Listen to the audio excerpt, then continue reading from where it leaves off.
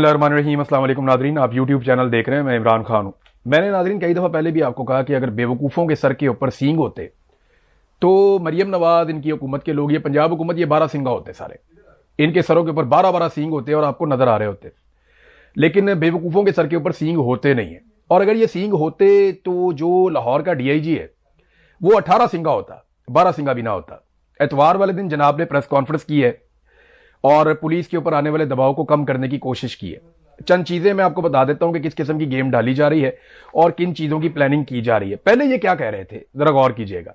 पहले ये कह रहे थे कि जनाब हमें 15 पे कॉल आई, कारलूस नामी आदमी की, लड़कियों के वालिद की हमें कॉल आई 15 पे, और उस कॉल के आने के फौरन बाद हमने मरियम नवाज से रब्ता किया। IG को बताया गया, IG ने मरियम नवाज से रब्ता किया। मरियम नवाज ने 2 घंटे का टाइम दिया।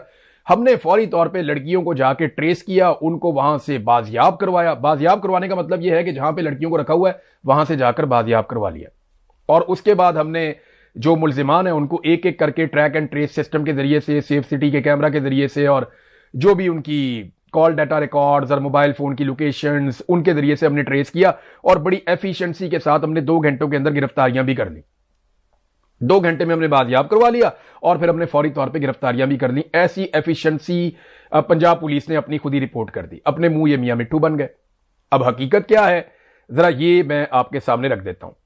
देखिए अब इनको क्या कहना पड़ रहा है जी, लड़कियां तो खुद ही बाजियाब हो गई।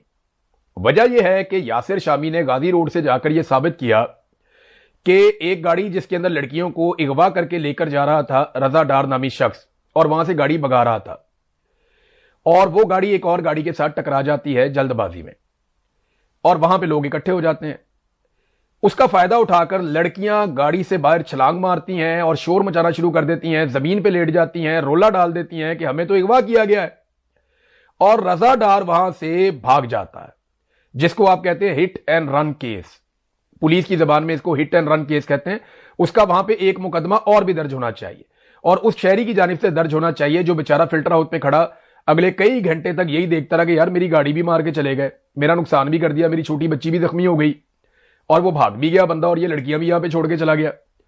तो वहां पे अवाम इकट्ठी हो गई।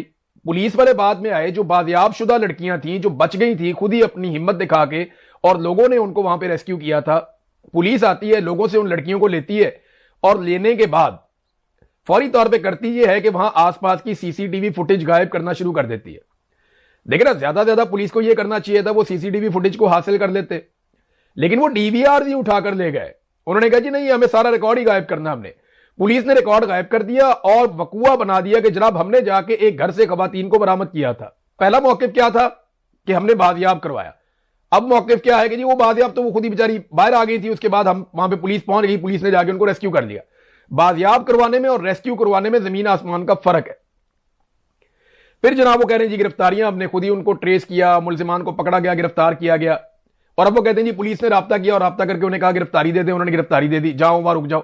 ऐसा भी नहीं हुआ। ये जो गिरफ्तारियां हुई है ना, ये अली डार ने करवाई है। ये मेरे पास बाकायदा रिकॉर्डिंग अब मौजूद है, यानी मुझे पता है, और जब जरूरत पड़ेगी तो वो चीजें हम सामने लेकर आएंगे। वो मैंने इसलिए रखी है कि अगर यहां बरतानिया में कोई मेरे ऊपर केस करता है, कोई चीज करता है, तो मैं वहां साबित करूं कि जनाब ये देखें, ये इंफॉर्मेशन मेरे पास इस तरीके से पहुंची है। तो अली डार ने, ये अली डार राब्ते में था, ना सिर्फ रजा डार के साथ बल्कि एक और लड़का है उसके साथ भी राब्ते में था, और उन लड़कों को अली डार ने कहा कि गिरफ्तारी दे दो। उससे पहले अली डार ने उन्हें यह भी कहा कि तुम अगर कोई और बंदा पेश कर सकते हो अपनी जगह पे तो वो बंदा पेश कर दो। यानी अब लड़कियां तो नहीं है ना कि जो जाके वहां पे वेरिफिकेशंस देंगी, लड़कियां तो नहीं है जो जाके वहां पे ये कहेंगी जनाब ये हमारा मुजरिम है या ये नहीं है। तो लड़कियों को तो इनको आइडिया था कि उन्होंने वापस चले जाना है, और उनको तो रख भी नहीं सकते आप पाकिस्तान में। तो ये कहा गया, एक ऑप्शन ये भी दिया गया, अपनी जगह पे कोई बंदा दे दो, कोई बंदा गिरफ्तार करवा दो। लेकिन वो बंदा उन्हें मिला नहीं। उन लोगों ने जिन जिन लोगों से राब्ता किया वो लोग भी मौजूद हैं अब कि जनाब मेरी जगह पे आप गिरफ्तारी दे दें। लेकिन बाद में फिर अली डार ने कहा कि नहीं, SSP तौकीर को जाके मिलो, क्योंकि कामरान शायद उस दिन लाहौर में नहीं था। फिर ये फैसल कामरान बाद में आया लाहौर में। बहरहाल ये DIG ने और SSP ने मिलकर सारा काम किया, और इन्होंने अब एक कहानी बना दी है नई। और वो कहानी क्या है मैं आपको बताता हूं। PMLN के जो जर्नलिस्ट हैं वो शाह से ज्यादा शाह के वफादार बन रहे हैं। मैं अम्मार मसूद को सुन रहा था, अच्छे खासे बड़े बाप के आदमी है, इनके वालिद ने ऐसी शानदार शायरी की है, कमाल किस्म की। मैं बड़ा फैन हूं इनके वालिद का, लेकिन इन्होंने बहुत मायूस किया। इतने बड़े आदमी का बेटा ऐसी चाकरी कर सकता है ऐसे बेशर्म लोगों की? یعنی وہ کہہ رہا ہے جی کہ رضا تو خود بھی بندھا ہوا تھا وہاں پہ. یعنی پہلے انہوں نے چاکری کی نواز شریف کی, پھر نواز شریف کے چھوٹے بھائی کی, پھر نواز شریف کی بیٹی کی, پھر نواز شریف کے بھتیجے کی, اب ان کے بچوں کی, اب اسحاق ڈار کی, اسحاق ڈار کے بیٹے کی, اور اب اسحاق ڈار کے نواسے کی بھی. یعنی اس لیول تک آپ لوگ گر گئے ہیں کہ اس خاندان میں کوئی آدمی کچھ بھی غلط کرے گا تو آپ اس کے دفاع میں سامنے آ جائیں گے. یار فرض کریں یہ لوگ کل کو اتنے طاقتور ہو جائیں گے کہ آپ کے گھروں تک آ جائیں گے. یہ اتنے طاقتور ہوں گے, اگر لوگوں کی عزتوں سے کھیل رہے ہیں, یہ کل کو آپ کی عزت سے کھیل سکتے ہیں. ان کو یہیں پہ دبا دیں, ورنہ باری باری سب کی باری. آپ انہیں ڈیفینڈ نہیں کر رہے, آپ ایک ظالم کو ڈیفینڈ کر رہے ہیں جسے ظلم کرنے کی عادت پڑ جائے گی. یہ جتنی مرتبہ ظلم کر کے بچ جاتے ہیں اس سے بڑا ظلم کرتے ہیں. اگر سانحہ ماڈل ٹاؤن کے ملزمان کو سزائیں ہو جاتی ہیں تو نہ 26 نومبر ہوتا, نہ 9 مئی ہوتا, اور نہ اس کے بعد باقی اس طرح کے واقعات ہوتے, نہ کشمیر کے اندر قتل عام ہوتا, نہ آیت اللہ علی خامنائی کی شہادت کے بعد جو پاکستان میں 30 سے زائد لوگ شہید کیے گئے وہ بھی نہیں ہوتا. اگر سانحہ ماڈل ٹاؤن میں جو قتل عام ہوا تھا اس کی سزا مل جاتی تو رینجرز نے جو لڑکا ہاتھ جوڑ رہا تھا اسے قتل کر دیا تھا کراچی میں, اگر اس انسیڈنٹ کے اوپر بدترین سزا دی جاتی تو آج یہ نہ ہوتا جو ہو رہا ہے پاکستان میں. اگر بلوچستان کے اندر ریپ کرنے والے فوجی افسر کو جنرل مشرف سزا دے دیتا اور بگٹی کی بات مان لیتا, ایک غیر جانبدار انکوائری کروا کے اس کیپٹن کو سزا دے دیتا, تو آج یہ نہ ہوتا بلوچستان میں جو آج ہو رہا ہے. یہاں پہ ظالم کو بچا بچا کر, طاقتور کو بچا بچا کر ہم نے رول آف لا کی دھجیاں اڑا دی ہیں, اور اب ہر طاقتور ہر کمزور کے اوپر اپنا حق سمجھتا ہے. وہ عمار مسعود کو میں دیکھ رہا تھا, وہ خبر یہ دے رہے ہیں جناب رضا کے تو اپنے بھی ہاتھ بندھے ہوئے تھے. او بھائی, او بڑے جرنلسٹ, میں بتاتا ہوں کیا ہوا تھا. یہ بات ہم اس لیے نہیں بتا رہے تھے, اس کی اوقات کوئی نہیں ہے. یہ رضا ہی وہ آدمی ہے جو ان لڑکیوں کو گھیر کے پاکستان لے کر آیا. رضا ڈار, اسحاق ڈار کا نواسا ہی وہ آدمی ہے جس نے ان کے ویزوں کا بندوبست کیا, اسحاق ڈار کا دفتر مبینہ طور پہ استعمال کیا. رضا ڈار ہی وہ آدمی ہے جس نے ان کے ٹکٹوں کا اور آنے کا بندوبست کیا اور ان کو پروٹوکول کے اندر ایئرپورٹ سے نکالا. چیک کرو کون پروٹوکول دے رہا تھا, کس نے پروٹوکول کے لیے کہا تھا, کس طریقے سے انہیں نکالا گیا. رضا ڈار ہی وہ آدمی ہے جس نے ان کے اسلام آباد اور مری جانے کا اور وہاں پہ رہنے کا بندوبست کیا. 26 تاریخ کو وہ پاکستان آئی تھی. پھر رضا ڈار ہی وہ آدمی ہے جو انہیں لاہور لے کر آیا اور لا کر ان کو ایک حبس بیجا میں رکھ لیا, ان کو جبری طور پہ گمشدہ کر دیا. اور ان لڑکیوں نے اپنے والدین کو انفارمیشن بھیجی جیسے جیسے ان کو موقع ملا, کیونکہ یہ پیسے منگواتے تھے, وہ گھر بات کرتی تھی, وہ ڈچ کے اندر کوڈ دیتی تھی. ان کے والد کو پتا چل گیا, کارلوس ان کے والد کا نام ہے. اس نے اسپین کی پولیس بلا لی. اب اسپین کی پولیس اور کارلوس بیٹھے ہیں وہاں سے فون کر رہے ہیں ایمبیسی کو, اور ایمبیسی نے ان کا رابطہ کرایا لا انفورسمنٹ کے ساتھ. وہاں پہ انہوں نے جو معلومات تھی وہ شیئر کی, اور اس کے بعد ان کی لڑکیوں کو بازیاب کروانے کے لیے کام شروع ہوتا ہے. اور یہ معاملہ ہے 29 تاریخ کا, 30 تاریخ کا. لیکن سوال یہ پیدا ہوتا ہے کہ پولیس اس سارے معاملے کو گھما کیوں رہی ہے؟ وہ اس لیے کہ رضا ڈار کو انہوں نے ہر حال میں بچانا ہے. رضا ڈار ہی وہ آدمی ہے جو لے کر آیا, گھیر کر لایا, جس نے اغوا کیا, جس نے تاوان طلب کیا, اور جس کی ایما کے اوپر ان خواتین کے ساتھ جبری طور پہ جنسی زیادتیاں کی گئیں. رضا ڈار نے کروائی ہے نا بھئی. رضا ڈار کے بارے میں اب وہ کہہ رہے ہیں جی اس نے خود تو ریپ نہیں نہ کیا, اب یہ وہ لوگ بات کر رہے ہیں. تو بھئی وہ ادھر ہی تھا نا, اسی نے لڑکیوں کو اغوا کیا, اسی نے لڑکیوں کو درندوں کے حوالے کیا, اور اسی نے درندوں کو یہ آرڈر دیا کہ آپ اس کے ساتھ یہ بھی کر لو ان خواتین کے ساتھ, تو انہوں نے کر لیا وہ بھی. معاملہ یہ ہے کہ رضا ڈار کو آپ کیسے معاف کر سکتے ہیں, اس کو آپ اس سارے معاملے سے کیسے نکال سکتے ہیں؟ وہ کہہ رہے جی رضا ڈار کے بھی ہاتھ بندھے ہوئے تھے, ہاتھوں بندھے ہوئے تھے. میں بتاتا ہوں آپ کو کیوں بندھے ہوئے تھے. شروع میں جب رضا ڈار لڑکیوں سے ڈیل کر رہا تھا تو انہیں کہہ رہا تھا کہ ہمارا جو نقصان ہوا ہے نا وہ آپ ہمیں پیسہ دے دیں. تو ان لڑکیوں نے کہا جی ہمیں تو آپ نے انویسٹمنٹ کے لیے بلایا تھا, ہمیں تو آپ نے بلایا تھا کہ کاروبار کرنا ہے, آپ تو ہم سے پیسے مانگ رہے ہیں. تو وہ جھگڑا ہو جاتا ہے ان کا. اب رضا ڈار کہتا ہے جی میرے اوپر بہت دباؤ ہے باس کا, اور باس جو ہے نا وہ آپ کو بھی نہیں چھوڑے گا, مجھے بھی نہیں چھوڑے گا, آپ کو باس کی طاقت کا اندازہ نہیں ہے. اس سے پہلے رضا ڈار نے یہ کہتا رہا کہ پاکستان آ جاؤ تمہیں کوئی خطرہ نہیں ہوگا, اس لیے کہ یہ دیکھو وزیر اعظم سابق, یہ دیکھو یہ وزیر ہے, یہ میرا باپ ہے, یہ دیکھو یہ والا وزیر, یہ والی وزیر, یہ والا اس کا بیٹا, یہ اس کا. اس کی تصویریں نا جنید صفدر کے ساتھ بھی ہیں, حالانکہ میرا نہیں خیال اس کا اس میں کوئی لینا دینا ہے. اس کی تصویریں جو ہے پنجاب حکومت کے وزراء کے ساتھ بھی ہیں, اس کی تصویریں جو ہیں وہ اسحاق ڈار کے ساتھ بھی ہیں, سب کے ساتھ ہی ہیں, نواز شریف کے ساتھ بھی ہیں. اب یہ جو بندہ ہے رضا ڈار, یہ ہے مین مجرم جو گھیر کے خواتین کو لے کر آیا اور بعد میں کہتا ہے کہ جناب نہیں میں بھی بہت مشکل میں ہوں اور باس ہمیں نہیں چھوڑے گا, باس بہت طاقتور ہے. تو پھر اس نے ڈرامہ کیا, اس نے لڑکیوں کو جب لا کے اغوا کیا جبری طور پہ, تو اس نے دکھایا کہ اس کو بھی باندھا ہوا ہے لڑکیوں کے سامنے نا. پہلے اس نے ڈرامہ کیا کہ میں بھی اغوا ہو گیا ہوں, یہ دیکھو میرے بھی ہاتھ باندھ دیے گئے ہیں. तो थोड़ी देर वो ड्रामा किया ताकि लड़कियां डर जाएं कि रजा भी पकड़ा गया, हम भी पकड़ी गई हैं। असल ड्रामा इनका ये था जो इन्होंने शुरू में करना था कि रजा भी अगवा हो गया, लड़कियां भी अगवा हो गई, तो हम लड़कियों से कहेंगे पैसे मंगवाओ और रजा को भी कहेंगे पैसे मंगवा, तो हम तुम सारों को फिर बाद में छोड़ देंगे और तुम लोग फिर सारे हंसी खुशी चले जाना। और रजा कहेगा जनाब मैं मुकदमे करवाता हूं, मैं देखता हूं, मैं ये करता हूं, मैं वो करता हूं। तो इस तरह लड़कियों को पता ही नहीं चलेगा कि मेन मुजरिम कौन है। लेकिन ये ड्रामा तकरीबन आधे घंटे के बाद खत्म हो गया था, क्योंकि लड़कियां काबू नहीं आ रही थी, वो बहुत तेज हैं। वो यहां पे वो पाकिस्तान की अनपढ़ लड़कियां नहीं है, वो बहुत तेज लड़कियां थी। उन्हें पता चल गया कि ये सारा ड्रामा है, और फिर रजा डार खुद भी पैसे मांगना शुरू हो गया, बाद में उनके साथ मिलकर टॉर्चर करना शुरू हो गया। तो ये जितना तशद्दुद हुआ, ये जितनी जिनसी ज्यादती हुई, ये जो इगवा बराए तावान हुआ, ये जो हफ्से बेजा में रखा गया, ये सारी चीजें रजा डार ने की हैं।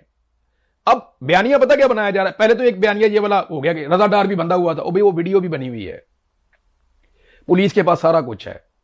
रजा डार बंधा हुआ था तो बंधा हुआ था ना भाई, ड्रामा कर रहा था वो। लेकिन हमारे सहाफी अभी भी वो खबरें दे रहे हैं मुंह उठा के, सिर्फ इसलिए कि शरीफ खानदान की चाकरी करनी है, उनके बच्चों को, उनकी आल औलाद को, सबको बचा के रखना है। ऐसा लगता है कि वो किसी खास नस्ल के लोग हैं, कुछ शाही खून है, और हम सारे कीड़े मकोड़े हैं जिन्होंने उनकी प्रोटेक्शन करनी है। ये तो तबकाती निजाम, ऐसा तो वो होता था, ब्राह्मण तबका होता था, एक शूदर होते थे, वो उस तरह का निजाम बनाया हुआ पाकिस्तान में कि जनाब आपने उनको हमेशा प्रोटेक्ट ही करना है, उनको प्रिविलेज है, वो लोग, वो प्रिविलेज क्लास है, उनको किसी चीज कानून भी उनको नहीं पूछ सकता। ये तो इस तरह साबित कर रहे हैं। अब नाजरीन, जो रजा डार है वही मरकजी मुलजिम है। अगला जो खेल है वो भी मैं आपको पहले बता देता हूं। अगला खेल ये है कि अब पुलिस ये साबित करने की कोशिश करेगी कि रजा डार का किरदार सिर्फ लेन देन के हद तक है। याद रखिएगा मेरी बात, ये लिख ले आप पूरे कागज पे। पुलिस और अदालत अब ये साबित करने की कोशिश करेगी कि रजा डार का किरदार सिर्फ और सिर्फ लेन देन की हद तक है। ये पुलिस साबित करने की कोशिश करेगी, और यही अदालत के अंदर उनके वकला भी साबित करेंगे कि इसका तो सिंपल लेन देन का ताल्लुक था, इससे ज्यादा इसका कुछ किरदार नहीं है। लिहाजा लेन देन के मामले में इसने अपनी सहेलियों को बुलाया और यह भी पकड़ा गया और फिर यह भी फंस गया। तो इस किस्म की अब गेम डाली जाएगी जो सहाफियों ने थोड़ी तैयार भी की थी। तो गेम का एक हिस्सा तो एक्सपोज हो गया, अब दूसरा भी ले लें। इन खवातीन के ऊपर कीचड़ उछला जाएगा पाकिस्तान में। आपके बहुत सारे सहाफी उठेंगे जी ये तो कॉल गर्ल्स टाइप लड़कियां हैं, वो जो इनकी तो अपनी तरबियत ठीक नहीं है, और ये तो खुली डुली लड़कियां हैं, इनके तो जनाब पहले ये याशियां कर रही थी, ये देखें इनकी तस्वीरें, ये तो मौजें कर रही थी, ये तो सेल्फियां ले रही थी।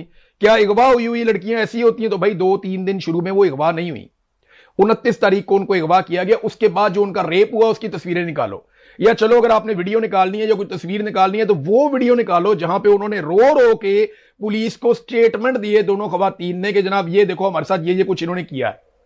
तो अब इसको लेन देन का मामला बना के रजा डार को निकालने की कोशिश की जाएगी। फैसल कामरान ने जब ये किया प्रेस कॉन्फ्रेंस तो साफी चढ़ दौड़े, साफियों के साथ इन्होंने जुल्म कम किया।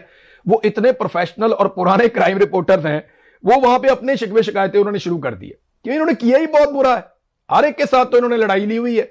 पुलिस स्टेट बनाया हुआ ना पंजाब को, जब भी कोई सूबा या कोई इलाका या कोई शहर वो पुलिस स्टेट बन जाता है ना, पुलिस फिर खुदा बन जाती है, पुलिस फिर किसी को भी अहमियत नहीं देती। वो अहमद फराज साहब हैं, उन्होंने अपना शोर डाल दिया, उन्होंने कहा जी आप बड़ी ज्यादती करते रहे, आपने हमारे साथ इतना जुल्म किया, अब आप आ गए हैं कि हम आपको सेव करें, हम आपकी जो है वो फेस सेविंग आपको लेकर दें, या ये मुश्किल वक्त है आपको हम इससे बचाएं। मुजाहिद शेख साहब कहते हैं जी आप तो मेरे दफ्तर पहुंच गए थे मुझे नौकरी से निकलवाने के लिए मेरी खबर की वजह से। तो वो डीआईजी के लोगों ने काफी वहां पे उसके ऊपर चढ़ाई की, लेकिन डीआईजी ये कहता रहा जी ऐसी कोई बात नहीं है। रात 3:30 बजे वो खवातीन जब गई यहां से एयरपोर्ट से तो उन्होंने कहा जी हमें पाकिस्तान से प्यार हो गया, हम आप लोगों से बड़े मुतासिर हुए हैं, आप हमें पाकिस्तान का झंडा मंगाकर गिफ्ट करें। तो 3:30 बजे हमने उनको पाकिस्तान का झंडा मंगा कर दिया, पाकिस्तान जिंदाबाद के नारे लगे। और वो शर्म आ रही है थोड़ी सी भी? और बेशर्मो, उनका रेप हुआ है पाकिस्तान में, तुम वहां पे फिर हुब्बुल वतनी का चूरन बेच रहे हो। ये हुब्बुल वतनी जो है ना, ये सिर्फ तुम्हारे बेचने का सौदा है, ब्यूरोक्रेसी का और पुलिस का और फौज का। मैं जब आईएसआई की कैद में था ना, तो मुझे ऐसा लगा कि 14 अगस्त आने वाली है, तो मैंने आईएसआई वालों से कहा कि यार मुझे एक छोटा सा झंडा ही ला दो, क्योंकि कैद तन्हाई में अगर आपको कोई छोटी सी ऐसी चीज भी मिल जाए ना तो आपको जीने की वजह मिल जाती है। वहां मेरा मरने को ज्यादा दिल करता था जीने से। मैं उनसे पाकिस्तान का झंडा मांगता था, उन्होंने मेरे से वादा किया था कि हम आपको ला कर देंगे, और 1 हफ्ता गुजर गया, उन्होंने मुझे पाकिस्तान का झंडा नहीं ला कर दिया।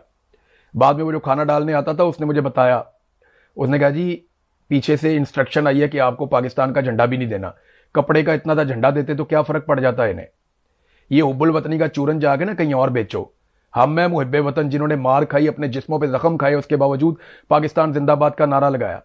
جب مجھے لٹا کے ٹارچر کرتے تھے نا اور مارتے تھے, میں تب بھی پاکستان زندہ باد کہتا تھا.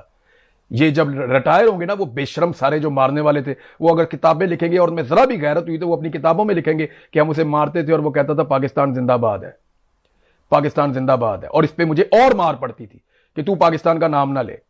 پاکستان زندہ باد کے نعرے سے یہ اتنا چڑھتے ہیں بے شرم. ہم نے ہتکڑیوں میں پاکستان زندہ باد کا نعرہ لگایا, اس جگہ پہ پاکستان زندہ باد کا نعرہ لگایا جہاں پہ یہ سوچ بھی نہیں سکتے. یہ ہمیں ابل وطنی کا بتائیں گے کہ جناب انہوں نے ان عورتوں کو, ہم بیوقوف ہیں, ہم روٹی کو چوچی کہتے ہیں کہ تم 3:30 بجے رات کو ان کو بلیک میل کر رہے ہو, ان کو جھنڈا پکڑا رہے ہو اور وہاں سے تم ان کو جھنڈا دے کر بھیج رہے ہو پاکستان کا. وہ پاکستان کے بارے میں کیا امیج لے کر گئی ہیں پتہ ہے تمہیں؟ حکومت وقت کے بچوں نے ان کو بلایا تھا اور بلا کر ان کا ریپ کیا ہے, ان کے ساتھ جناب الجبر کیا گیا ہے پاکستان میں. اور وہ پاکستان کو اچھے ناموں سے یاد رکھیں گی صرف اس لیے کہ پولیس نے ان کو بازیاب نہیں کروایا. وہ خود ہی ایک گاڑی سے کود گئی تھی اور ان کو اس بات کا پتا ہے کہ ان ملزمان کا تم کچھ نہیں بگاڑ سکتے. آج اگر یہ ٹیسٹ کیس ہے نا تو ایک ہی صورت میں یاد رکھیے گا, مریم نواز کے دور میں اگر رضا ڈار باہر آ گیا یا اس کو جیل میں یا تھانے میں, میرے لوگ ہر جگہ پہ ہیں, میں پاکستانی ہوں نا, ہر جگہ پاکستانی بیٹھا ہوا ہے, تمہارا باپ بھی نہیں روک سکتا انفارمیشن آنے کے. ہم اڈیالہ جیل کے اندر سے انفارمیشن نکال لیتے تھے, آج کل نہیں نکل رہی, میں مانتا ہوں اس بات کو, لیکن نکل آتی ہے کبھی نہ کبھی, وہاں سے اور انفارمیشن آ جائے گی. ہم تمہارے اداروں کے اندر سے انفارمیشن نکال لیتے ہیں کیونکہ ہر جگہ پاکستانی بیٹھا ہوا ہے اور اس کا دل دکھا ہوا ہے. تم اسے پروٹوکول دو گے, ہمیں پہلے پتا چلے گا کہ تم اس کو پروٹوکول دے رہے ہو. تم اسے سہولتیں دو گے, ہمیں پہلے پتا چلے گا تم اسے سہولتیں دے رہے ہو. تم اس کی ملاقاتیں کرواؤ گے, ہمیں پہلے پتا چلے گا کہ تم اس کی ملاقاتیں کروا رہے ہو. اور ہم ہر چیز ایکسپوز کریں گے. یہ ریپسٹ ہے, اس نے ریپ کروایا, یہ اغوا برائے تاوان کر رہا تھا. اگر یہ آدمی مریم نواز کے دور حکومت میں کوئی سہولت پاتا ہے یا عدالت اس کو بری کرتی ہے یا عدالت اس کو ضمانت دیتی ہے, تو پھر یہ تاثر 100% پکا ہو جائے گا کہ مریم نواز نے پورا زور لگا کر اپنے بہنوئی کے بھانجے کو بچایا ہے. اور یہ جو مریم نواز ان ایکشن, شرم تو نہیں آتی اس کو پریس کانفرنس کرتے ہوئے, ان بے شرموں کو, مریم نواز ان ایکشن, وہ یہ بنتا ہے یار ایک ڈی آئی جی کا. وہ یار تم پڑھے لکھے آدمی ہو, تم سی ایس ایس کا ایگزام دے کر آئے ہو جو اس کے پورے خاندان میں کوئی نہیں دے سکتا. وہ بیچارے میٹرک رو رو کے کرتے ہیں, داندلیاں کر کر کے, نقلیں کر کر کے وہ پاس ہوئے ہیں. ان کی کیپیسٹی اتنی نہیں ہے کہ 4 کتابیں انہوں نے پڑھی ہوئی ہوں. ابھی تھوڑے دن پہلے مریم نواز نے کہا جی میں نے جیل کے اندر کتابیں پڑھی ہیں. بتایا نا کون سی کتاب پڑھی ہے؟